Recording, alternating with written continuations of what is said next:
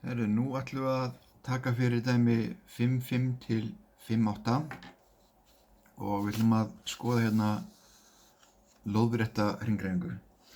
Eins og áður að þá gilda þessar reglur. Ef að hlutur er að hreyfast í hring, þá er þetta miðsóknarhröðunin og hún er bara háð hraðanum og radíusnum á hringreifingunni. Og hérna erum við jöfnur þar sem við erum að vinna líka með kraft. Þannig að því að hlutur er að fara í hringreifingu, að þá verður að vera einhver heildarkraftur og áhersla á heildarkraftur. Heildarkrafturinn er að orsaka hringreifinguna. Það eru kannski margir kraftar sem eru að tosa í hlut. Það er heildarkrafturinn sem orsakar þessa hringreifingu, þannig að hlutinni fær miðsóknarhröðun. Og við ætlum að skoða hana á lóðréttri hreyfingu. Við ætlum að skoða tvö tilfelli. Hérna er verið að snúa hluti í hringi. Þannig að hérna er miðjan. Þetta er miðjan. Og hérna er einhver steinn. Og hann er að fara svona í hringreifingu. Og það eru hérna tveir kraftar sem verka á þennan stein. Það er annars vegar þyngdarkrafturinn Fg, jörðin er að tosa hann niður. En síðan er bandið hérna að tosa hann upp. Það eru tveir kraftar sem verka á hann, F-band og Fg. Og við getum fundið út heildarkraftinn. Þið sjáu að F-band og Fg er að verka í sitt hvora áttir. Þannig við getum sagt að F-heild er F-band mínus Fg. Af því þeir að fara í sitt hvora áttina. Þá drögum við frá. Alveg eins og ef við erum með, ef þetta er 30 og þetta er 10 Newton, þá myndi ég segja að F-heild veri 30 mínus 10. Ok, alveg það sama hérna. F-band og Fg er fyrir sitt hvora átt. Þá verður heildarkrafturinn F-band mínus Fg. Ok, þetta er þegar steinninn er neðst í hringnum, neðst í hringreifingunni. Skoðum það þegar steinninn er efst í hringnum. Þá er steinninn komin hérna upp, miðjan er það bara hérna þessu stað og hann er að fara í hring eftir hring. Og séu að jörðin er ennþá bara tosa beint niður, en núna er bandið líka tosa niður. Af því að þetta band er strekt og það þýðir að bandið verka niður, það er að tosa kubbið niður. Og þá getur við sagt að heildarkrafturinn er F-band plus Fg, þau verka í sömu átt. Ok. Þá skulum við skoða nokkuð dæmi. Tökum hérna þetta sýndæmi hér. Jójó er snúið í lóðréttri hringi, hraði þess er þetta vegur 200 grömm, bandið er 1 meter langt. Hver er heildarkrafturinn sem orsakar þessa hröðun? Og þá er fínt að nota jöfnuna F-heild er sama sem M sinnum V4 deilt með R, því við vitum allt. Massin er hins vegar ekki 200, hann er 0,2. Hraðin er 4 öðru, radíusin er 1. Og þá fáum við okkar svar sem ég gefi hérna á næstu blaðsíðu sem 3,2 Newton. Þetta er heildarkrafturinn. Ok, þetta er heildarkrafturinn. Ég sýni B-lið. Hver er krafturinn í bandinu? Í bandinu, þegar jójóið er neðst. Ok, og þegar jójóið er neðst, þá gildir þessi jöfna. Þá er F-band og Fg að verka í sitt hvora áttina. Bandið er að tosa upp, jörðin að tosa niður, þá er þessi mínus hérna á milli. Og ég veit hérna að heildin er 3,2. F-band er eitthvað sem ég veit ekki. Fg er bara hérna, skulum reikna það inn til hér. Fg er sama sem M sinnum G, sem er 0,2 sinnum 9,8. Þetta er 2 Newton, ég get skrifað 2 hérna. Og þá eru komið svona jöfnum. þá þurfum bara að einangra F-bandið hérna. Við gerum +2 hér, +2 hér og fáum að F-band sama sem 5,2 Newton. Þetta sýndæmi og hérna bara farið gegnum þessu útreikning og hérna komin saman niðurstaða 5,2. En skoðum hérna dæmin sem komið framhaldi 5,5 og band þolir mest 20 Newton áður en það slitnar. Þetta segir mér að krafturinn í bandinu hann verður 20 Newton. Ok, massin hérna gefinn, ég ætla ekki að nota grömm, ég verð að breyta sig yfir í kíló. Bandið svona langt, þannig ég veit að R sama sem 1,2 metrar.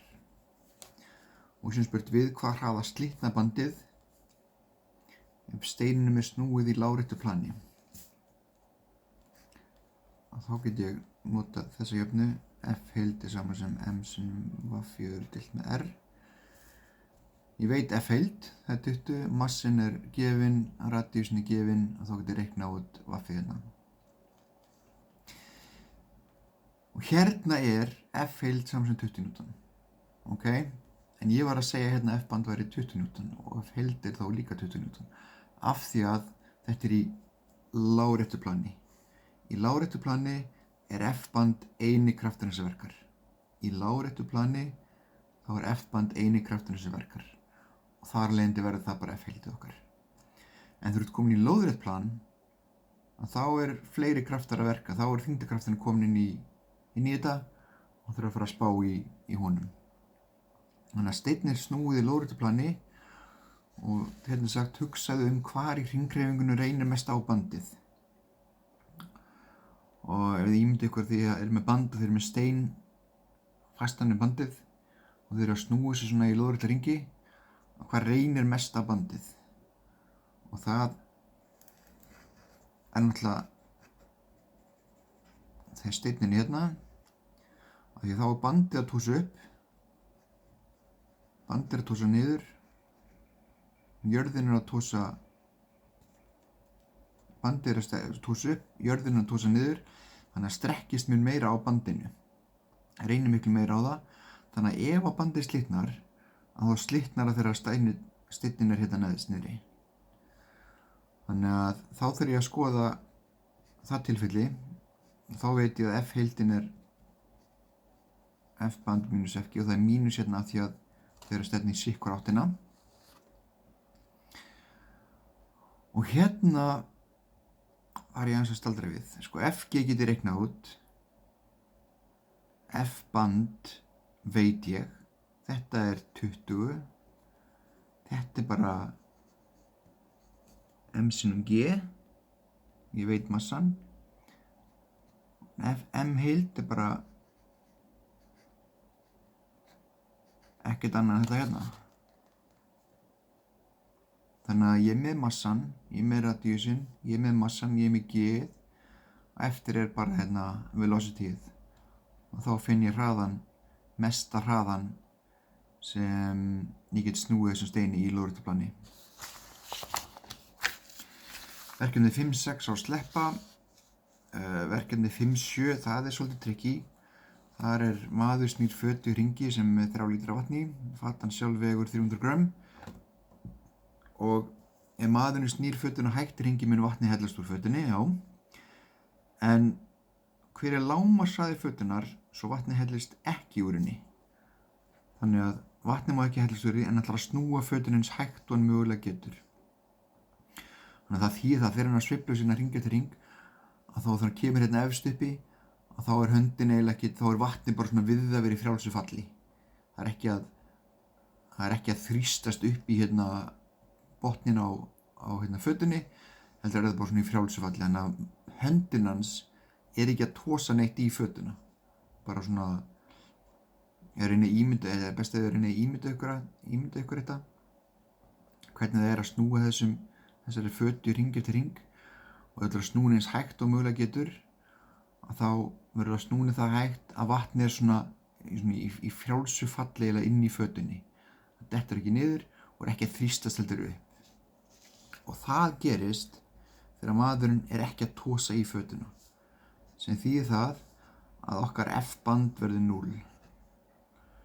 Og hérna ekkert lengur band, það bara hendi, en sama prinsip. Og hérna F-bandið okkar 0.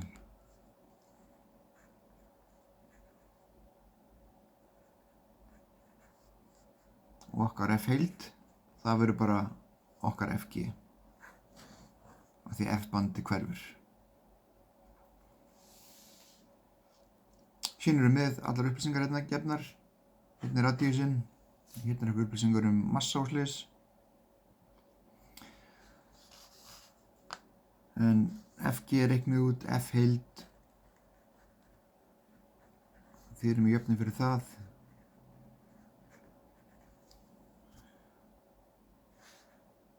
Og svo framvegis. 5.8, þá það að horfa á þetta myndband sem svolítið flott. Og þá að reikna út eiginlega svipað.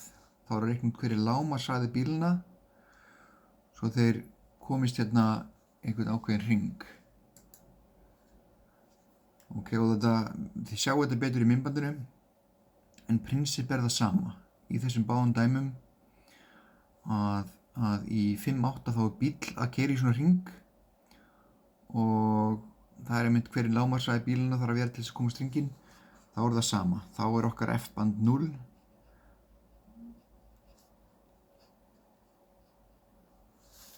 Og þá bara F-heildin sama og FG. Nema það í þessu verkefni 5.8 þá þurfa að gefa ykkur ákveðnar upplýsingar. Þið þurfa að finna upplýsingar eða ekki finna, bara gefa ykkur, giska á, horfa á þetta myndband og gefa ykkur nauðsynlegar upplýsingar til þess að segja í kílómetra/klukkustund, gefa svarið í kílómetra/klukkustund. Hver lágmarkshraði bílana þannig að þið komist hringinn svo detti ekki niður. Og það sama með fötuna. Ef þessi fata snúið mjög rólega, þá mun vatnið detta niður. Eins ef að bíll að keyra í svona hring, ef hann keyrir of hægt, þá mun hann detta niður. Hann verður að keyra nógu hratt til þess að komast hringinn. Og þá verður okkar F-heild verður sama sem FG. Þannig þessi dæmi 5, 7 og 5, 8 þau eru svolítið svipuð. Síðan 5, 9. Það tekið úr kennslubók HÍ, en þið fáið eitt svona aðeins smá challenge. Þannig að hérna sleði sem vegur 25 kíló og þetta horizontal sheet, þetta lárétt og frictionless ice, það engin viðnám. Hérna 5 metra langt reipi.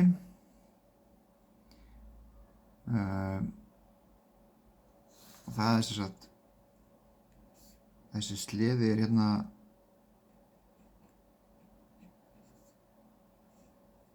þetta eru 5 metrar og þessi sleði fer hérna svona í hring. Og hann fer svona hring eftir hring eftir hring. Þetta sem sagt okkar sleði. Þetta okkar miðja. Og þessu ýtt á stað, þannig að hann fer hérna hring eftir hring. Og það sagt hérna, sleðin fer 5 heila hringi, 5 complete revolutions every minute. Ok, hann fer 5 hringi á 1 mínútu. Út frá þessu, 5 hringir á mínútu. Út frá þessum upplýsingum, þá þið geta fengið út hraðan. Ok, og hvernig gerir maður það? Jú, hraði ekkert annað en velengd sem þú ferð deilt með tímanum. Og hvað tíminn hérna? Tíminn 60 sekúndur, því við vinnum í metrum á sekundu. En vegalengdin. Þá þurfum bara að vita hvað 5 hringir langt. 5 hringir. 5 hringir. Hvað það langt? Já, ég veit að 1 hringur 2πr, það ummál hrings. 5 hringir hlýtur þá bara að vera 5 sinnum það. Þannig að 10πr. Og þá þið komið hraðan. og ef þið vitið hraðan, þið vitið massan, þið vitið radíusinn og þá vitið hver er krafturinn í þessu reipi hérna til þess að geta snúið þessu hring eftir hring.